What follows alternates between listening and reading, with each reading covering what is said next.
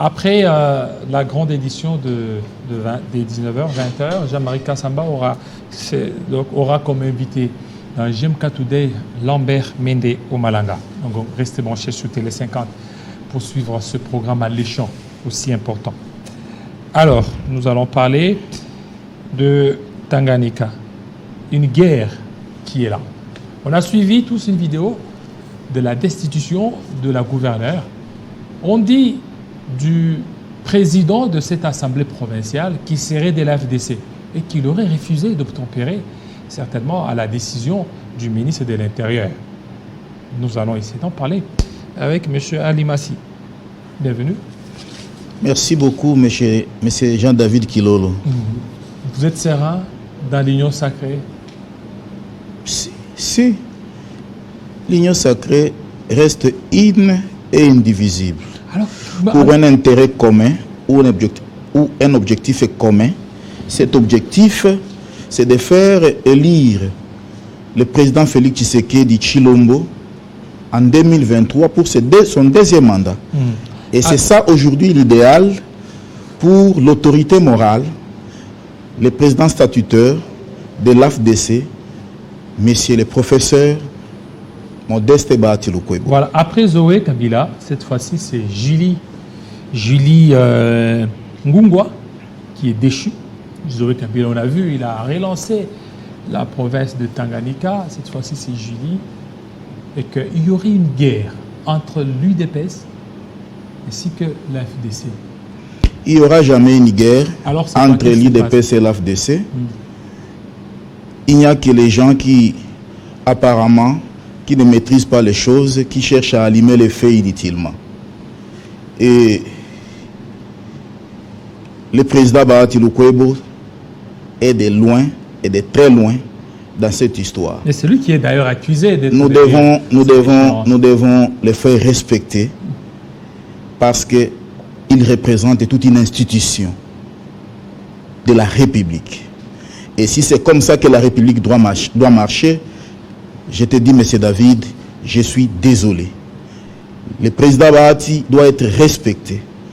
Et les services de sécurité, ainsi que notre justice, doivent protéger ce président du Sénat, qui est une grande institution de la République, vis-à-vis des gens qui veulent les prendre comme leurs amis. Mais ça m'étonne que celui qui est à la base, n'est pas leur ami. Celui qui serait à la base de la déchéance n'est pas leur ami.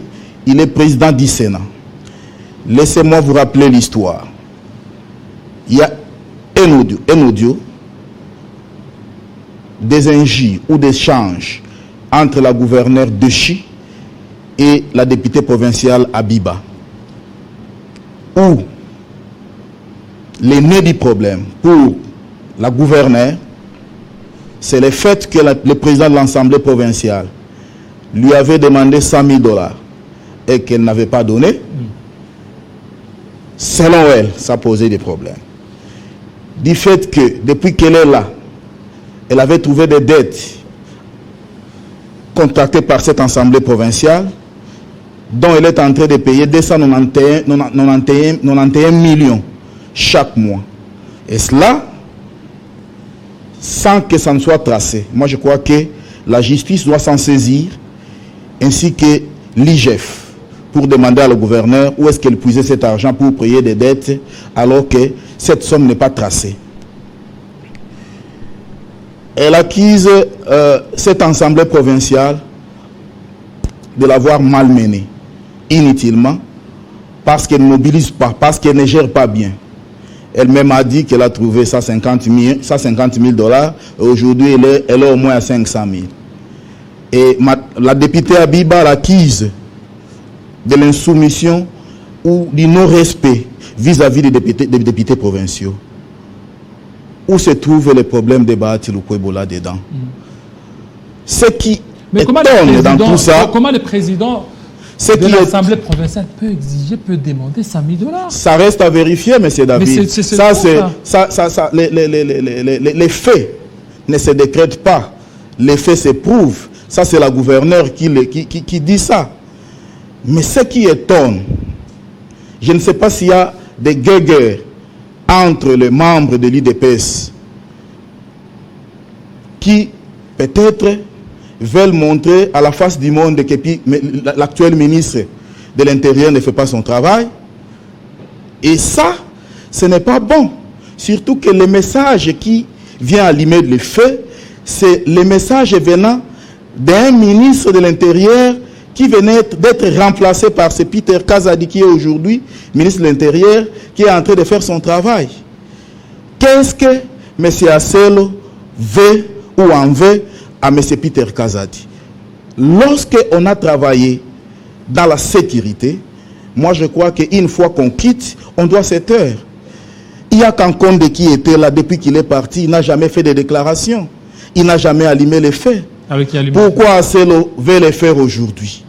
Aussi, si Asselo a fait ce message à M. Augustin Kabouya, pourquoi M. Kabouya, un message qui lui a été adressé, peut le publier dans les réseaux sociaux? Vous ne voyez pas qu'il y a l'anguille sur roche, où on cherche la tête de Peter Kazadi, qui est aujourd'hui ministre de l'Intérieur, où on cherche alors à montrer que dans l'IDPS, il n'y a pas une bonne organisation. On ne cherche pas l'époux sur une tête chauve. Est-ce que Bahati Lukwebo n'y est pour rien dans tout ce qui se passe en Tanganyika? D'ailleurs, il n'est pas de Tanganyika. Oui, mais il n'est pas de Tanganyika. Il n'est pas de Tanganyika. Il n'est pas de Tanganyika. Il a quel intérêt? Mais il a des représentants. Ce qui intéresse Bahati Lukwebo aujourd'hui, ce qui l'intéresse, pendant que le mandat est en train de prendre fin, pendant que ceux qui se disputent les gouvernorats des provinces, alors qu'il ne reste que quelques mois, ce qui intéresse le président Bahati aujourd'hui, c'est comment faire passer le président Félix Tshisekedi en 2023 comme président de la République en fait de briguer son deuxième mandat. Pourquoi Bahati Lukwebo ne pèse pas de tout son poids pour demander au président de l'Assemblée provinciale de pouvoir un peu temporiser pour laisser le temps à Julie Ngongwa de continuer jusqu'aux élections. Parce que pendant ce temps, vous voyez, reprendre les élections au niveau des Tanganyika, c'est retarder la province. Pourquoi ne pas privilégier l'intérêt supérieur des Tanganyika? D'abord, je voudrais vous dire que c'est une voie démocratique. Et Bahati Lukwebo ne peut jamais s'emmêler dans une histoire qui se passe dans une assemblée provinciale. Mais c'est politique aussi. Si Mme Ngongwa trouve que la procédure n'a pas été respectée, il y a les voies légales. Il y a les voies légales. De mettre des gigolos sur les rues ou dans les réseaux sociaux pour vilipender tout un président du Sénat de la République. Tout un président qui gère toute une grande institution de la République. Il y a les voies légales. Elle-même a dit, elle connaît l'aîné du problème. Pourquoi elle doit mettre des gigolos dans les réseaux sociaux pour vilipender le président du Sénat? Des gigolos, vous dites ça. Mais c'est fort ça. Retirer ce terme. Écoutez, maintenant, les gens passent au nom de l'IDPS, alors que l'IDPS peut-être ne sait pas les identifier. On peut les qualifier de... Et puis, vous voyez les images, il y a même des bagarres là. Ça, c'est à l'Assemblée provinciale au niveau de Tanganyika. Oui. Est-ce que Bahati Lukwebo est là? Mais le président de l'Assemblée provinciale est de la FDC. Est-ce que le président de l'Assemblée provinciale, seul, peut faire partir une gouverneure de province? Ou c'est l'ensemble des députés qui sont passés au vote? Mais ils peuvent influencer, non? C'est la voie démocratique qui a fait à ce que les députés puissent décider sur le sort. Mais pourquoi ne pas influencer? Il devait influencer pour il va influencer quoi? Pour ne pas arriver jusqu'à ce point. Est-ce que c'est la première expérience dans cette République où on vient de voir un gouverneur ou une gouverneure être déchu?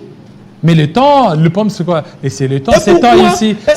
Vous dites que Bahati Lukwebo est préoccupé pour l'élection ou la réélection de Félix Tshisekedi. Pourquoi ne pas privilégier? C'est ce qui l'intéresse. Voilà, pourquoi ne pas privilégier cette option-là? Parce que le fait de déstabiliser la province de Tanganyika, si pas lui ou bien peut-être les autres là, ça fragilise encore le pouvoir de Félix Tshisekedi. Écoutez, il est de très loin encore, je le répète, Bahati Lukwebo, pour ce qui se passe à Tanganyika. C'est la voie démocratique.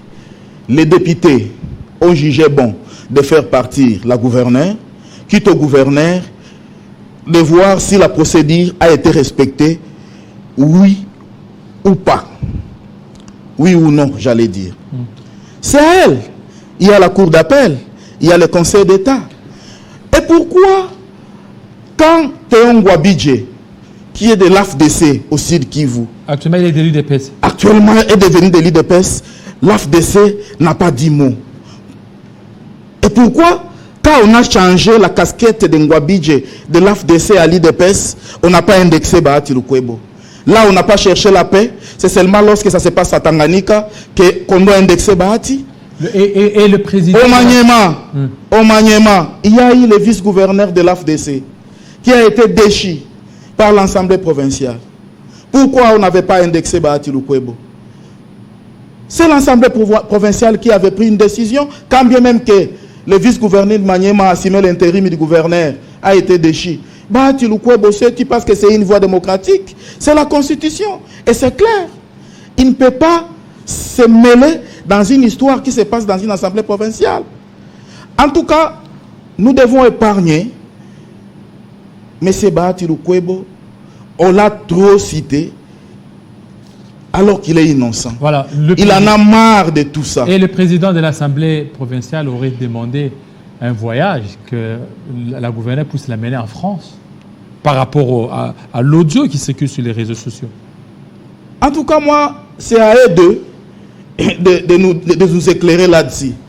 Si ce que la gouverneure a dit est vrai, ou si cela a été peut-être la volonté du président de l'Assemblée provinciale vis-à-vis du gouverneur, ça reste à vérifier.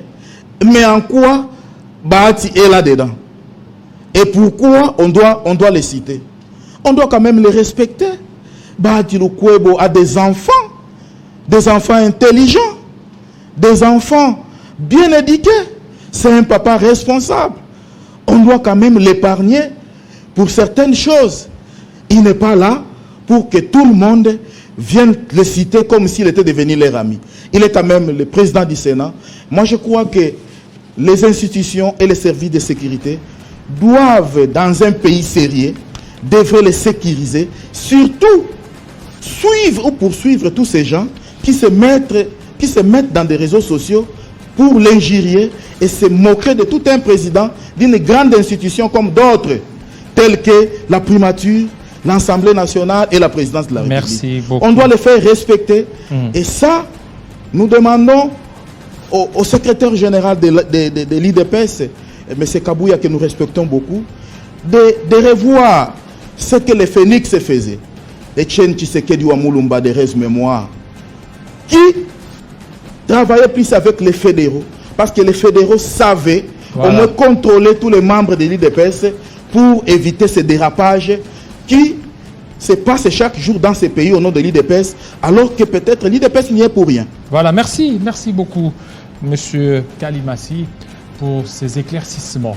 Alors que le président de l'API, ou l'autorité morale de l'API, Joseph Kokonyangi, se préparait à aller à Pangui, mais à la dernière nouvelle, ceux qui étaient là, ils ont dû remarquer dans sa résidence un homme armé qui attendait tout simplement sa venue au niveau des Pangui. Déjà, tous les Panguistans sont certainement mobilisés et révoltés par rapport à cet incident. Et la volonté, c'est quoi? On ne sait pas, mais ça, c'est selon les dernières informations que nous avions eues. Et les Panguistans veulent à tout prix certainement protéger leur leader. Leur leader, c'est Joseph Kokonyangi Witanene. Voilà, c'est sous ces notes que nous bouclons notre Kinshasa Direct. Restez branchés sur Télé 50.